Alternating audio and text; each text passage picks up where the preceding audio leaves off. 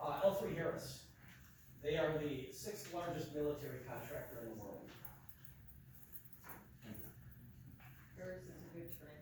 Do you stick around until the chief is done? Absolutely, Does he have some I'm gonna questions? be here until everybody's done asking all the radio. Okay, alright, that's the segue then, police report, Chief Gorecki.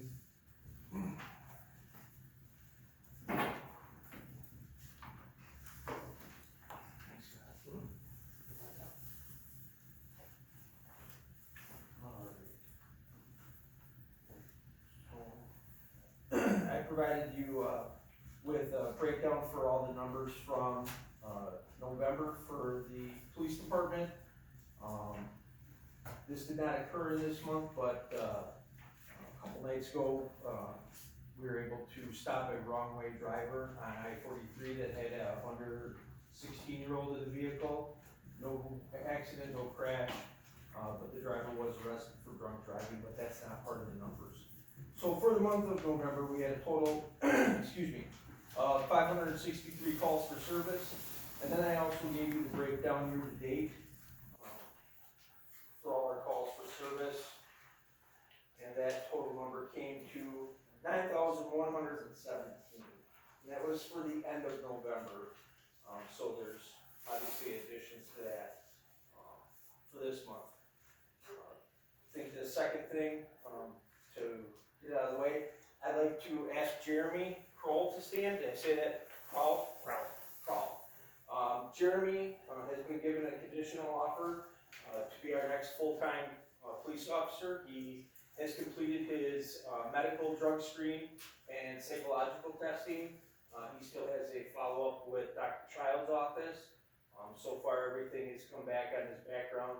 I just wanted to introduce you to Jeremy. He relocated to the area and could be at the meeting tonight. I thought it would be nice to put a name to a face to a name. Who you might hopefully see around here shortly, as long as all the conditions for the offer are met. Nice to meet you.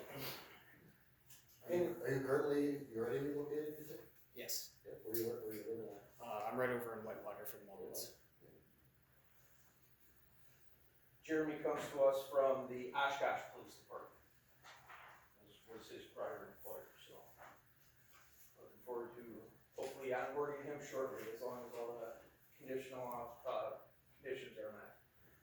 Along with Jeremy, we conducted interviews and would like to extend, conditional offers to Patrick Storm, Lisa Copeland, Aaron Eschenreich, and Scott Gannon. Patrick Storm currently works for the McHenry County Hospital as a security officer. He is certified in the state of Wisconsin. All four are certified, all law enforcement officers. Lisa is a DEA agent that works on the diversion side. So she's not a badge carrying, gun carrying investigator. She actually investigates doctors and pharmacies for prescription drug violations. Erin, she lives up in Mequon, but she worked for West Bend Police Department and is certified. And then Scott Gannon works for Lynn Township, currently in a full-time role, and is certified. So 2 females, 2 male applicants that I'd like to pursue for part-time seasonal employment. And all 4 said they were willing to accept conditional offers, but I wanted to bring them up to you before we move forward with those 4. That brings us to full staff. That would Jeremy would bring us to full staff for the law enforcement side, and then these 4 would be in addition to Crystalitas and Rebecca Carter. So that would give us 6 part-timers and 6 full-timers heading towards summer, and I would really like to see at least 2 more for seasonal to make sure that we're strong for road patrol. So, I think, this is your cover, I think you should make a motion that you proceed with those 4 officers. I don't think we need to interview them there. We're not gonna recommend your operation on the part-timers, that's for sure. So, I don't think we should. Do you have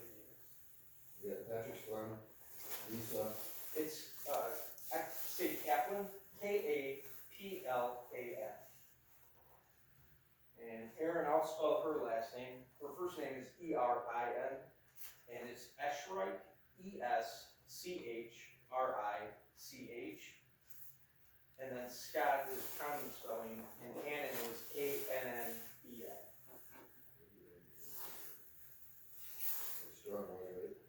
Storm is Patrick and Storm, just like they're spelled normally. Common spelling. Jeremy's last name. Crowell, Crowl.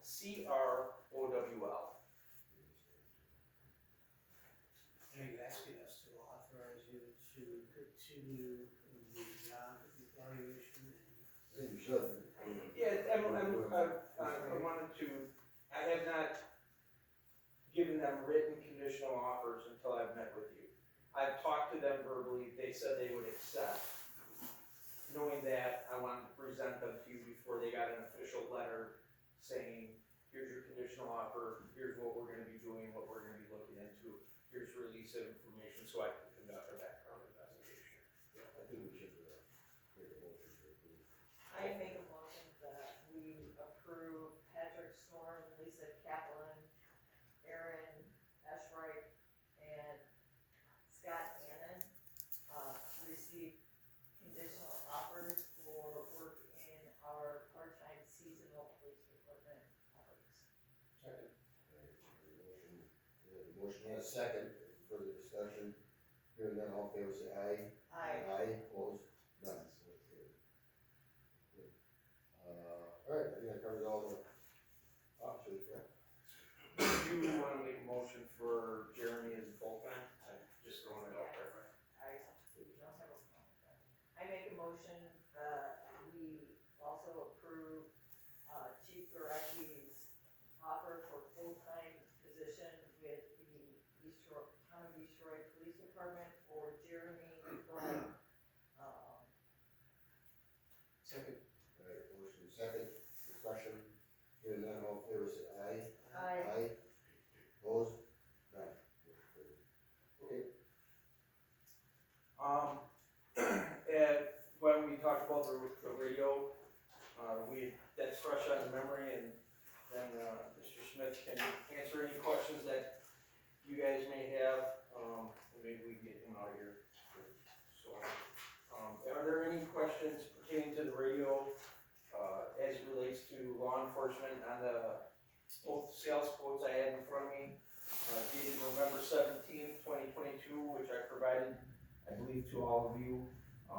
The XL 200 police, the mobile police dual band,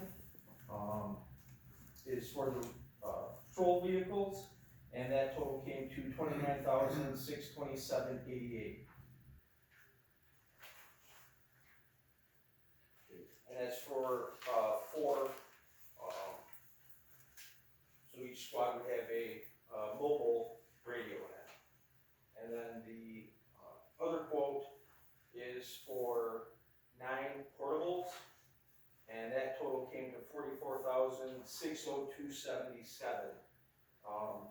And the reason for 9, and we probably could even add one in there, but I'm not at this time willing to do that, because at the office here, we have a radio that Gene uses, and with this new radio system, it'll be good enough that we can just have Gene have a portable on her desk. We don't have to actually get what we used to do at the station is put a mobile radio in the office so Gene can talk to the squads during the day if need be.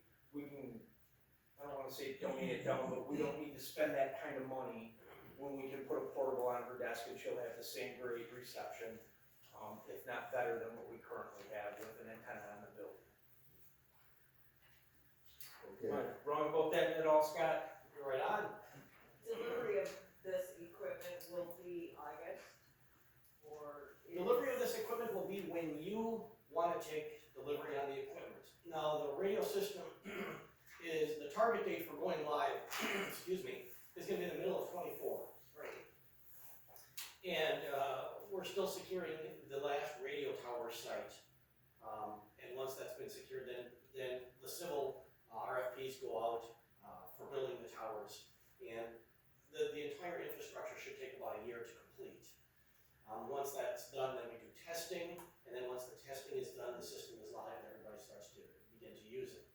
We don't know what that date is going to be yet, because if there's problems with the testing, we have to correct them first. And then, the first delay is just securing that last tower site. So that date is a moving date. So what I'm having everybody do, now some municipalities wanna take immediate delivery on the equipment because they wanna start getting used to it before the system goes live. Okay. And then I put a notation, a remark on the quotes, that if you want to do that, we will reprogram the radios for the new system at no cost when the system goes live. Okay.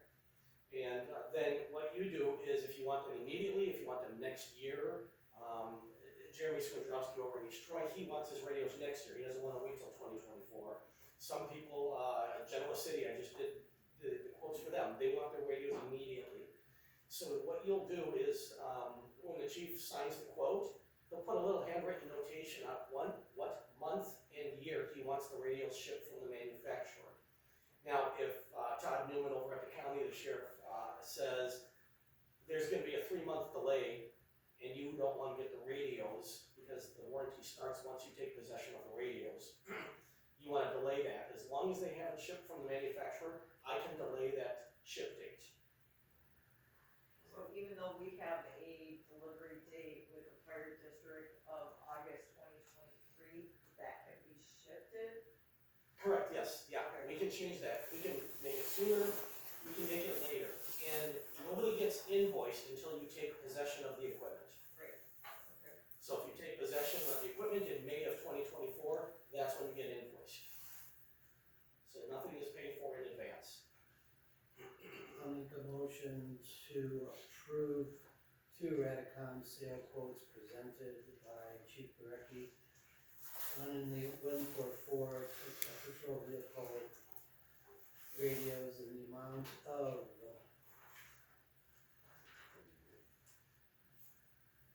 $29,627.88, and one for 9 officer radios in the amount of $44,602.77. Second. We have a second, discussion?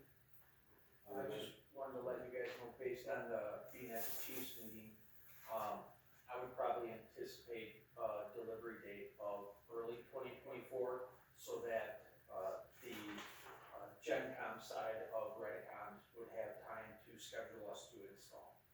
If we're gonna go live, anticipated September of 2024, that would give us a 6-month window to get them scheduled, to get our squads either to them or them down here to swap our radios at that time. So my anticipatory date is going off the guidance from the Chiefs meeting of March of 2024. So we have time to get them installed prior to the system going live. Okay, then on a motion, all fair say aye. Aye. Opposed? None. Okay, you're good doing that? All right, and then Exxon. Body cams and. And make a little notations on it. I need you to do that. Okay. Yeah, and then the next quote, if you wanna grab, is for the Axon camera system.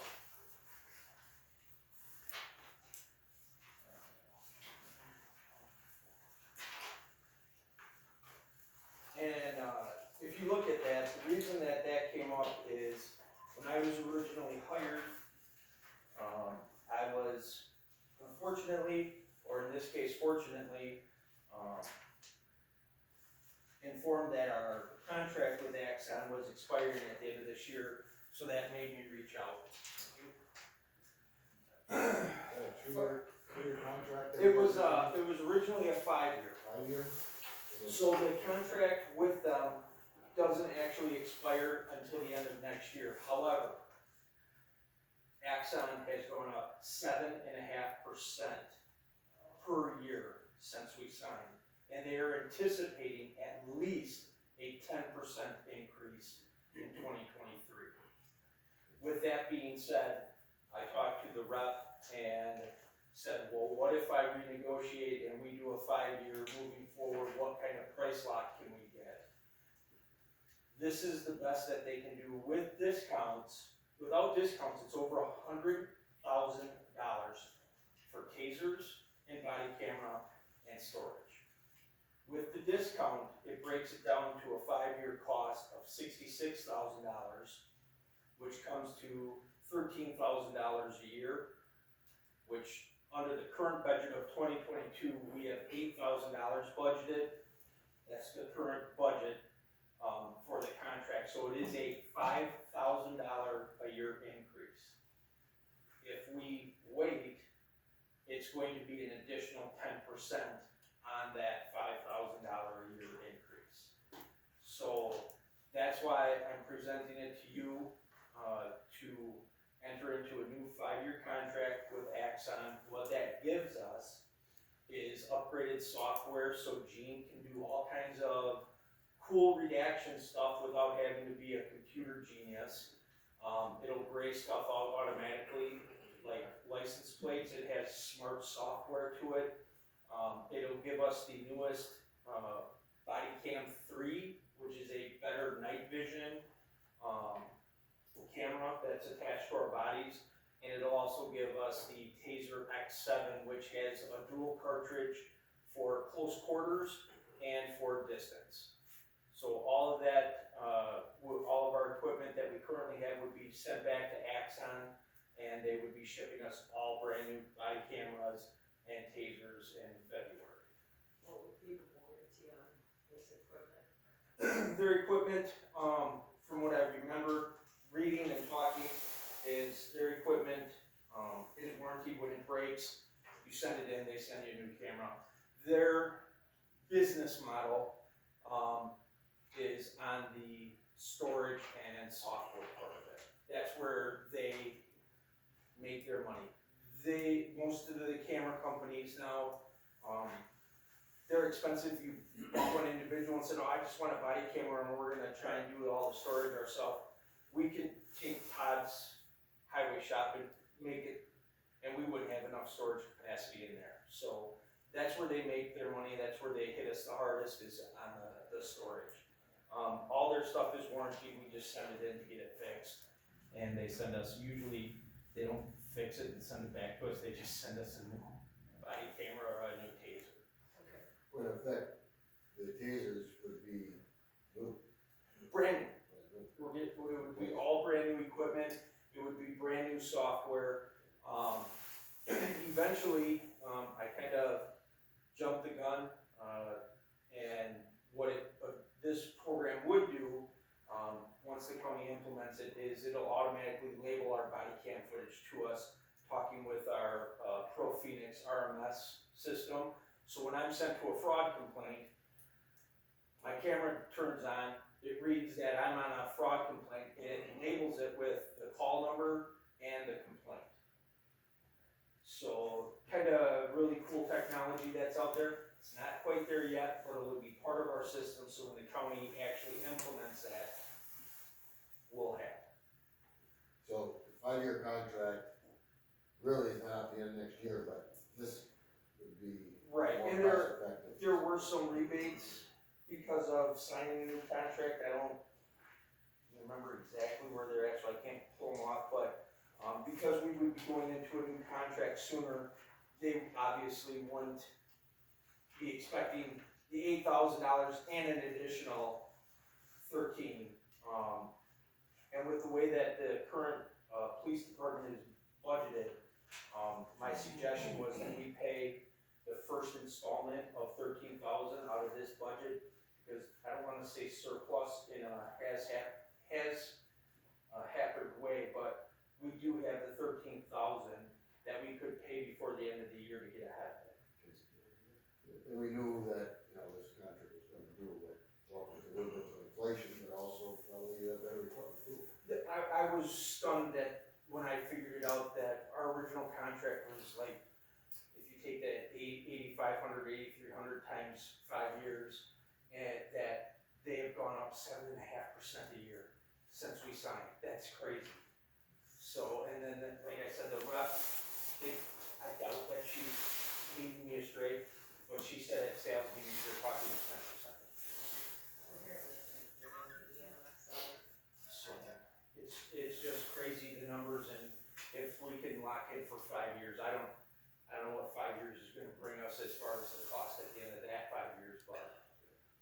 is Axon the preferred or the most common, or how would you describe it in terms of use? Probably the most used. I was part of, now Sheriff-elect Gerber's study. I was on the equipment committee and kind of the chair of it. When we did our study, we did GTAC computers and the GTAC Axon, or the camera system for both the SWAT and body camera, and Axon body camera beat it every time. GTAC system for cameras is really nice, but Axon just has been the Cadillac of the body cam stuff. And if you are watching any TV shows, most of the time you'll see the little Axon logo up on the TV screen. It is hands down the most popular and the most user-friendly for law enforcement. As far as ease of turn on, ease of record, ease of shutting down when your incident's over. Alright, so are you This asking us to approve this business venture with I'm looking, so you guys, I'm putting it before you, before I just sign it, so that you're aware of what has occurred. And yeah, kind of looking for permission to sign off on this as being in the best interest of the town. At this point with this company, unless you wanted me to go to a different, company that might not be as good, I'm certainly willing to do that. But I think Axon is the best. There is no other TASER type of organization out there that I would trust for that type of EMD to carry on duty. So they're kind of the corner of the market in that aspect, and then the body camera stuff comes with it.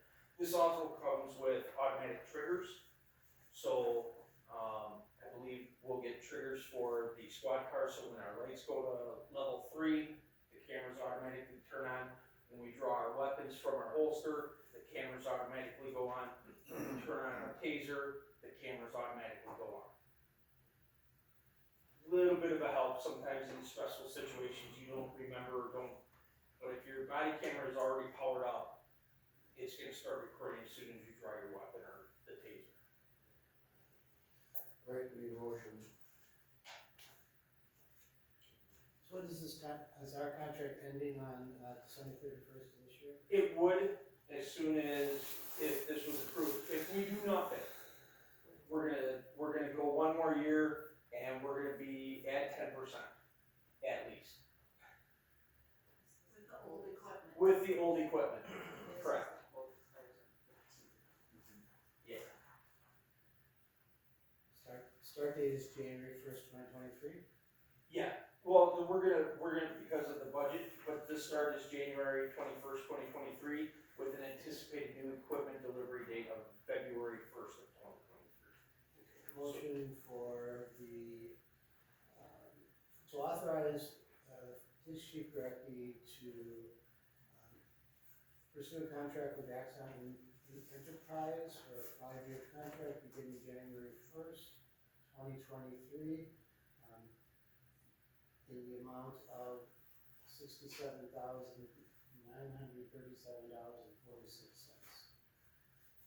Do you have a second? Second, and that would be a $13,000 a year fee. From 13 to 18. It'd be 18 at the new contract. It'll be 13 under the new contract. 18 would be if we don't sign it, we wait one more year. Okay, it's 13. Yeah, it's 13 a year For 5 years. for 5 years. And they have it broken down on that first page, showing you the amount due and the date. All right, any further discussion? Hearing none, all in favor say aye. I, Opposed? None. Motion carries.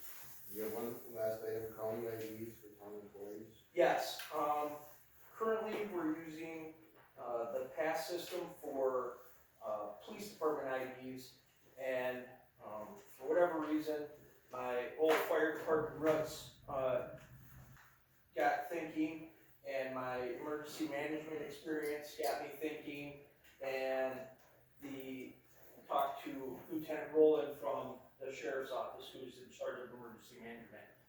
and asked, "Are you still doing IDs?" And he said yes. And so, for the police department, instead of purchasing IDs through an online company that we're sending photos to and information to over the internet, we have a packet we're gonna fill out. I will hand deliver after I take a photograph of each officer, our logo will be on it, and I will deliver it to Lieutenant Rowland. He is going to make us IDs for absolutely nothing. What this does is it brings us in line with the emergency management part in the state of Wisconsin. So right now, in Walworth County, if a terrible tragedy was to happen and we were asked for mutual aid, somebody would have to sit at a table and I would have to explain to them all my credentials and what I can and can't do. With this ID, that's all on there. I scan the ID and they go, "Hey, you're a basic EMT. Hey, you're a general laborer. Hey, you're a firefighter. This is where we need you." Eventually, talking to Lieutenant Rowland, that is going to be a statewide thing, and the county is anticipating upgrading their system to be statewide. So if we were sent to Superior and you approved us to head up to Superior because of the tragedy and the length of time, we would be able to check in and scan our ID. They would know exactly who we are, who we work for, and every skill that we have that we could bring to that incident. My plan is to do it for all town employees, including the clerks, DPW, and after the April election, the new board. For the simple fact that is an official county ID, everybody in the county will recognize it, and it tells them exactly who you are and that you actually have business there to get in and out of the scene. Have you discussed any of this with Chief DeGaro? I have not discussed any of it with Chief DeGaro. My first call was to Lieutenant Rowland to see if it could even be done, and kind of took off from there, and I gave out the packets to all our current employees to get the ball rolling for the first of the year. I think that that's very,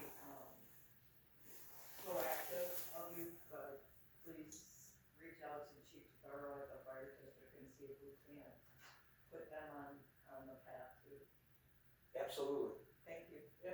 Well, you're not spending any money, but I think we should still have motions to say, we'll agree that's what they do and proceed, so I'll make that motion. Second. Second discussion, hearing none, all fair say aye. Aye. Aye, opposed, none. Okay, now, we're listing those two permits still on here, but with the transition who's coming here, I pretty much handle them all.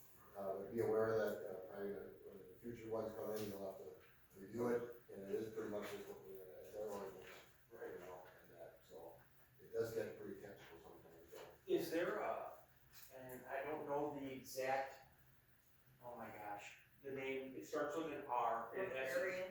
yes, survey that has ever been done of Lake Beulah, because talking with the DNR, Lake Geneva has a ton of people with a lot of money and they like to fight in court.